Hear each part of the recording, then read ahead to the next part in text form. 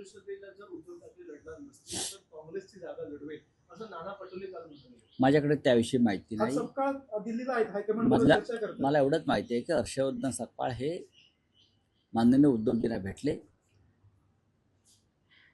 आणि त्यांनी उद्धवजींना विनंती केली आहे की आपण ही जागा स्वतः लढावी आणि विधिमंडळात जावं. त्याच्यामागे भूमिका अशी होती की महाविकास आघाडीचं नेतृत्व विधिमंडळात एका सक्षम महत्त्वाच्या नेतृत्वाकडे असणं गरजेचं आहे आणि त्यानुसार तुम्ही जर आलात तर आपल्या सगळ्या आमदारांना एक नेतृत्व मिळेल ही त्यांनी भूमिका उद्धवजींकडे मांडली. राष्ट्रवादी काँग्रेसने सुद्धा मांडली. आता उद्धवजी आज निर्णय घेतील. काँग्रेसने अट ठेवली, काँग्रेसने अट ठेवलेली आहे की संजय राऊतांची इच्छा आहे का त्यांनी विधिमंडळात यावं, तुम्ही त्यांना त्यावरती समजूत काढा. बघा आमच्या सगळ्यांचीच इच्छा आहे ना, माझी कशाला पाहिजे.